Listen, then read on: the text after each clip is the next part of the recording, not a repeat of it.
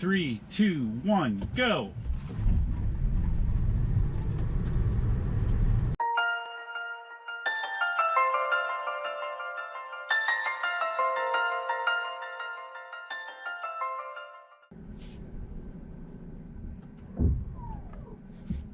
Some of you guys said I was back too far when I was driving, and I think you're right. It feels a little bit better to be a little bit closer. All right, how you doing?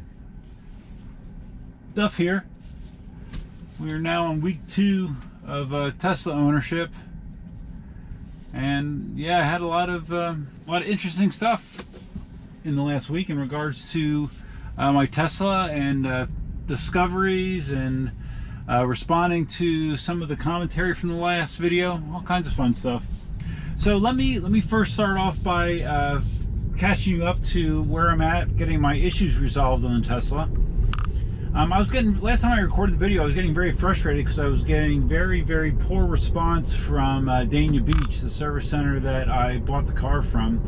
They were not responsive. They would basically ignore my requests for help. And where are my glasses? Oh, there they are. Okay. They basically were ignoring my requests for assistance. So I got turned over to the remote tech group. Some of the commenters didn't like my terminology of saying I was dumped to them. But it did kind of feel like I was dumped to them because they didn't respond to me either, just like Dania Beach. For like 4 days, no one responded to me from the remote tech group.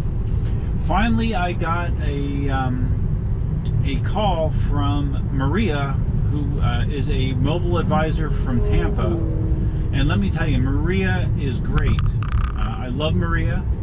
Maria is the first person from the service side of Tesla that really impressed me. She gets stuff done. She actually cares that things get done. So big kudos to Maria. But anyways, what Maria did was she said that the way that this was handled and the way I was told that I had to just go to a service center to get these problems resolved was incorrect. He said because both of these problems were pre-existing when the car was delivered, they are technically supposed to be handled by the delivery department at Dania Beach. And I said, okay, well, that's fine, but they don't respond to me. So basically, she told me to send an email to Dania Beach that outlined what I had been trying to do, and I was supposed to copy her. And I also included the pictures of the run in the paint, and again, talked about my misaligned steering wheel. What you can see is it's slightly misaligned, but now the other way, and I'll talk about that a little bit later. But anyway, she had me send an email to Dania Beach, and I got a call from her the very next day saying that good news, I talked to the managers at Dania Beach, and here is the paperwork that you need to get your paint problem fixed, and we're going to be scheduling a remote tech to come out to see you. Actually, it was later that same day. Or no, I'm sorry, it wasn't. It was the next day. Someone was supposed to come out to address the alignment of the steering wheel. So yeah, she cut through all the bullshit and got some action. A remote tech did show up the next day, as promised. Unfortunately, when he showed up, he basically went to the car, sat in it, looked at the steering wheel and said, yep, it's misaligned.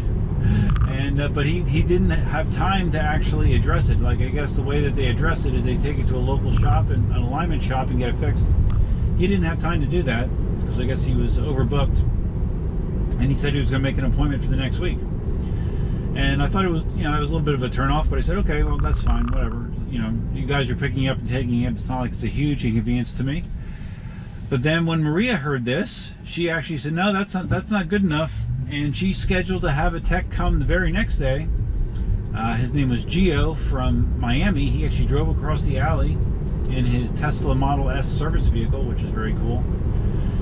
And he took it to an alignment shop for me to get it fixed.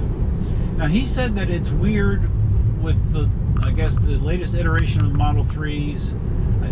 From what I understand, the older versions, you were able to kind of take the steering wheel off, move it one tooth over and bam, it would be straight. He said with these newer ones, you're not able to do that, and you have to do something weird where you're just adjusting the toe angle until your steering wheel is straight, which sounds weird because, like I said, it never pulled, and I'm worried that doing it that way can have a negative side effect on the tires long term. But he said that's the way it has to be done.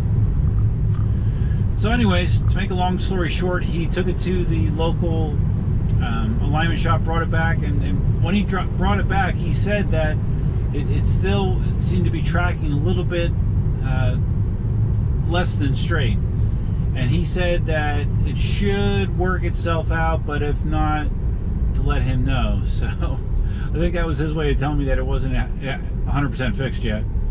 And like I said, now I don't know how well it shows up in camera, but it is now, instead of being cocked right, it is cocked left. It's cocked left further than it was right, but it is definitely still not straight. So I sent an email to him, or text message to him later that same day when I drove home, because I didn't see it until I got to drive home.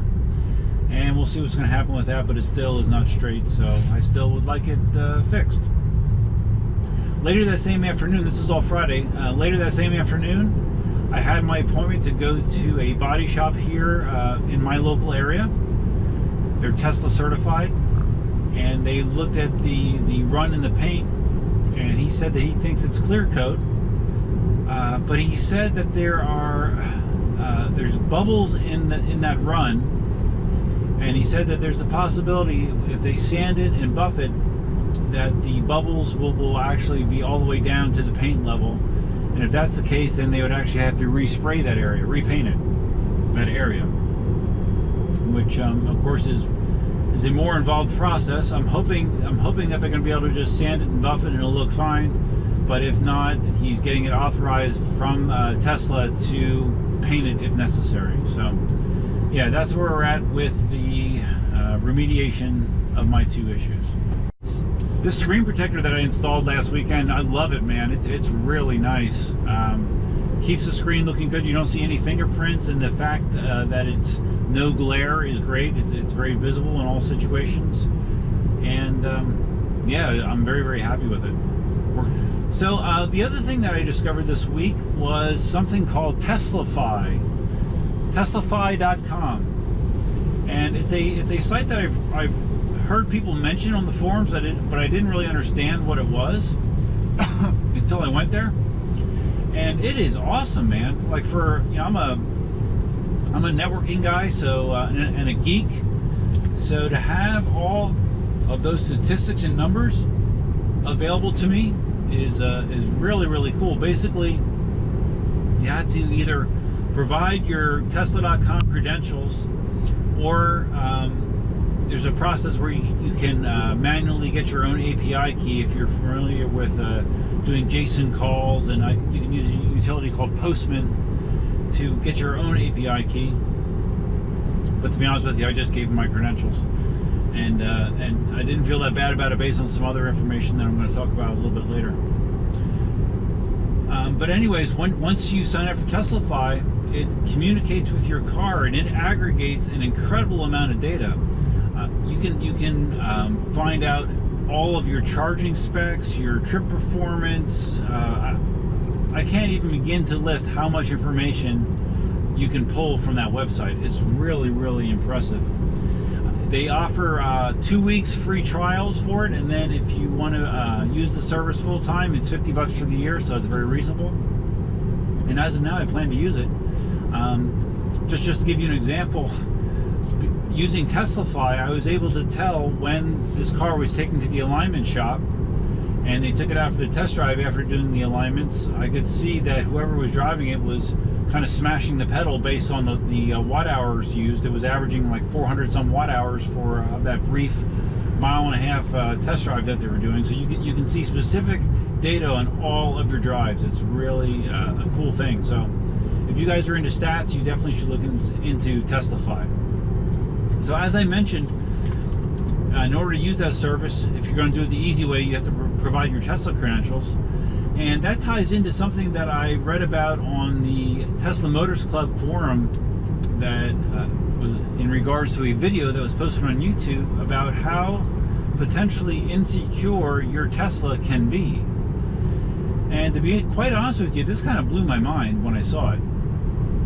Basically, when I picked up the car and when my delivery specialist went through the steps of syncing your phone to the car, it involved using your card key. And you used your card key and you associated your phone with that card key.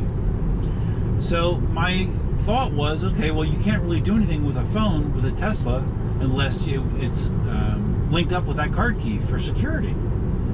And I found out that that isn't true at all.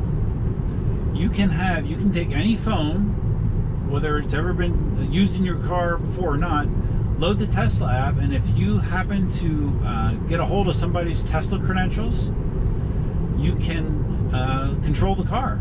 You can unlock it, you can start it, you can open the trunk, you have full access to the car. I actually tested this myself. I grabbed Katie's phone, which has never been used for the car, logged in as myself, and I could control the car. Now, the one thing that I have not tested yet, which I want to test, and I think that it won't actually let you drive the car.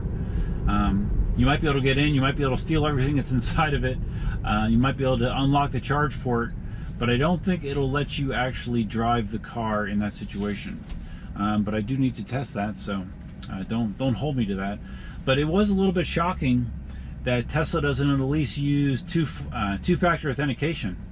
You know, if it detects a login from a device other than one that it's seen before, usually with two-factor authentication, which is widely used nowadays, and it's pretty simple, it will send a verification code to either the via an SMS message to the phone number on record, or send that verification code to the registered email address, which is, it's not foolproof, but it's certainly a lot more secure than what they're doing now.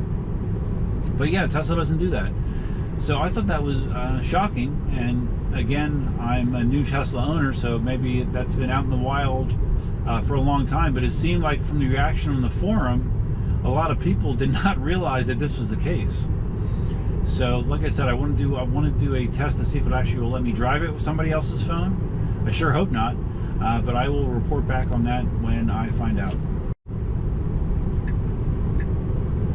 I've been doing a pretty good amount of testing with the Autopilot feature. I've been using it a lot in my commute to and from work, which is basically on roads like this, 4 and 6 lane roads with speed limits of about 45 miles an hour.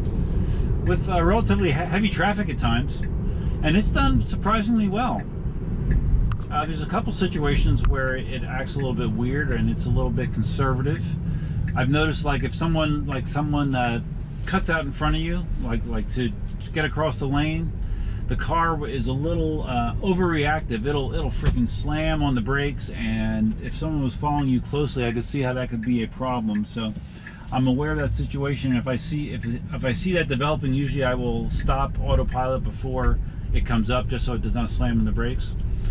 But it does seem to do a good job. There's a few times where the road lines are a little bit weird. It wants to, like, say for example, 2 lanes are merging into one. It'll kind of awkwardly just get over and want to hug one of the lanes, which might surprise drivers from that behavior. But for the most part, I would say 90% of the time, Autopilot has reacted very, very predictably and well.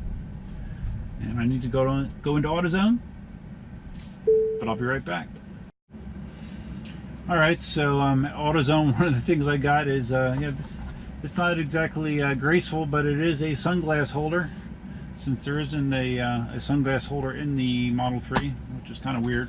Although, I mean, obviously there's lots of storage. You could throw sunglasses in there, or you could throw them in here, but I kind of like having them up here. So that is my sunglass holder for now. Close lid gently. Close console lid gently. There we go. Okay. Oh, and one of the questions I had in my last video was I was questioning how to use the navigation, because when I would say, navigation, it didn't do anything.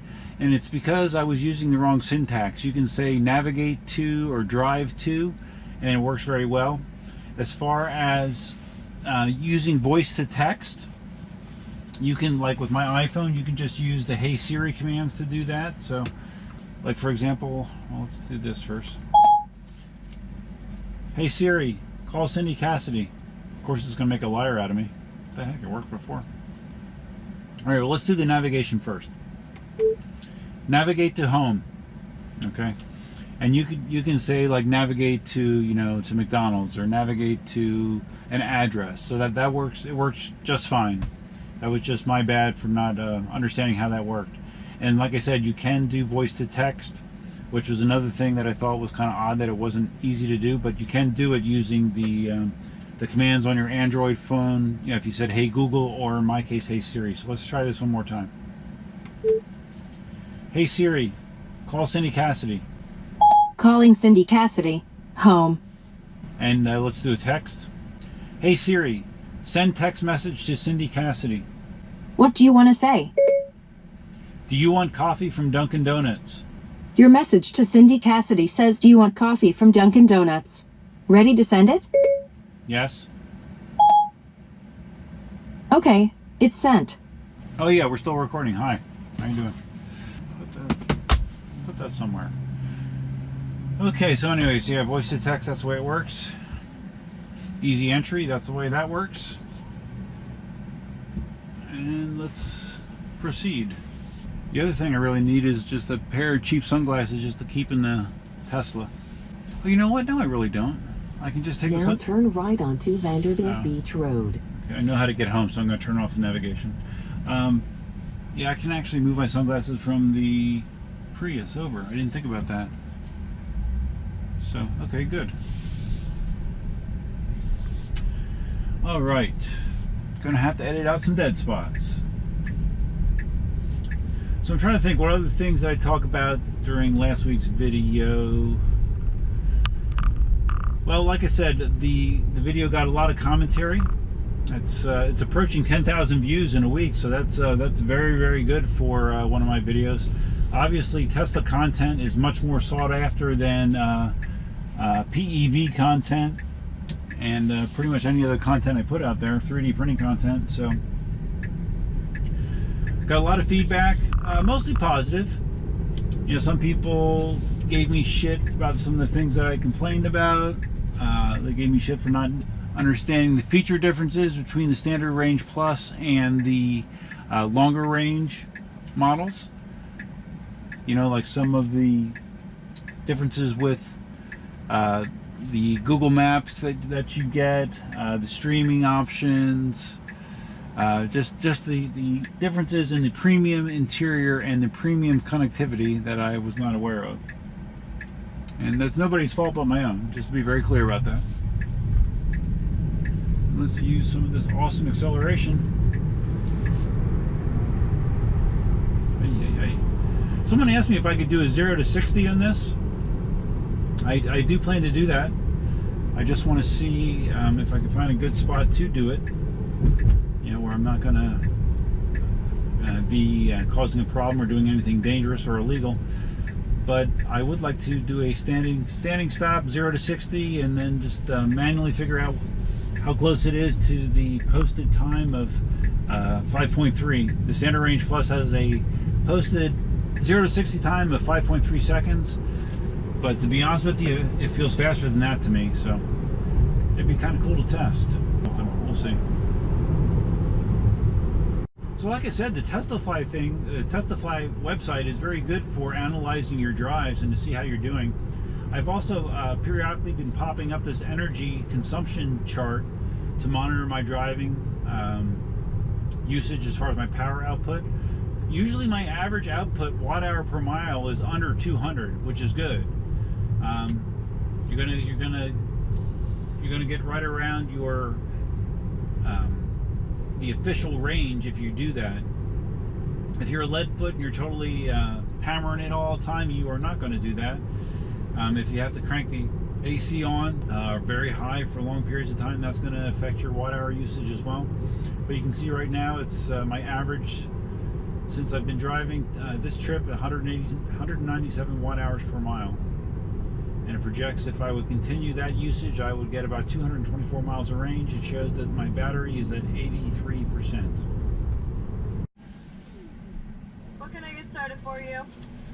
Hi, can I get a large unsweetened raspberry iced tea? Yep, and then a large hot coffee with cream and sugar. This girl's very happy with her life. Thank you. Have a good night. Okay, thanks.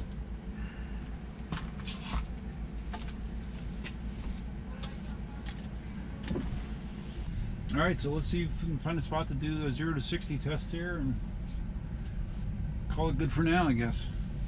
You know what? I think I forgot to mention on a video. I mentioned it on my live stream last week, but I over last weekend, I think it was on Sunday, I was on the Tesla store and I saw they had 2 items that were previously out of stock that I was interested in, so I did a snap purchase on them. The one was the hubcap delete kit, which gives you a new center cap and coverage for the lug nuts that allows you to expose the alloy wheels underneath. I ordered that from Tesla, and I also did go ahead and order the HomeLink kit to allow you to control the garage door from your Tesla. The way that works is that's supposed to actually be shipped to Dania Beach, and the $300 that you pay also includes the installation. So it'll be interesting to see how long that takes to happen, but I did order those 2 items, so it should be cool. All right, I have a good idea where I can do this 0 to 60 test. On Immokalee Road, once you get past our street, the traffic starts to thin out. It gets more sporadic, so I might be able to just wait for a break in the traffic, come to a dead stop, and then do a 0 to 60 launch and do it that way. So I think that's going to be the plan. All right, let's just get in a little bit of autopilot right here. 2 times down on the right stalk. This kind of situation, autopilot is fantastic. You know, just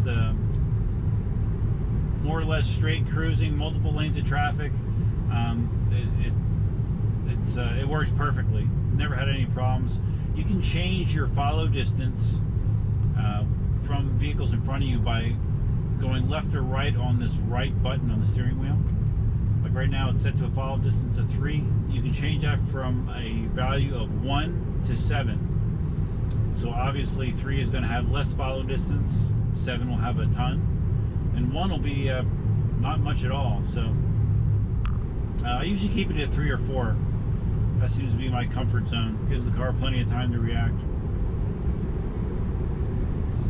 So like right now, you see a car pulled in front of me, but it didn't really even slow down much because the car was going faster than me. It just works. Although I do, even when I am using autopilot, like I said, I've been using it a lot on my commutes to and from work. 99% of the time I have my hand on the wheel, you know, because you should. Well, you did hear about those people that had sex in their Tesla while it was on autopilot, right?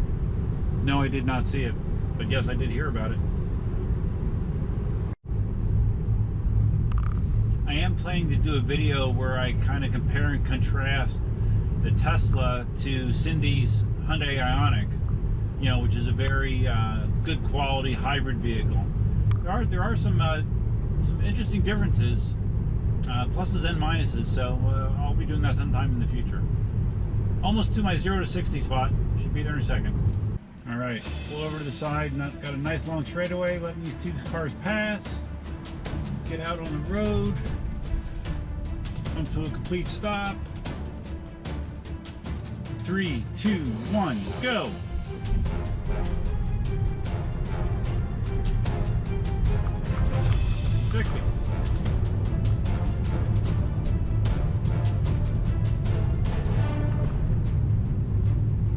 It's interesting, as that cranked, I could feel the wheels spinning somewhat, and I could hear fluid shifting when I did that, which is kind of weird. You know, you heard liquid. Maybe that's battery coolant shifting around. I don't know, but you definitely could hear something liquid under the force of acceleration. Kind of weird. I almost want to do that again. Let's see if I can quickly do this. Someone is not very close to me behind. we go. Quick stop. 3, 2, 1, go.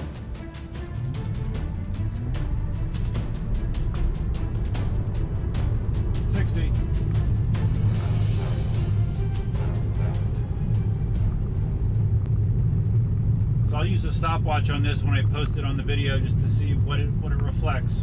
That second time I didn't gun it right away. I eased into it just a little bit so I didn't get wheel spin. I didn't hear the liquid that time either. Kind of weird. It's okay. There's 0 to 60 in a standard range plus.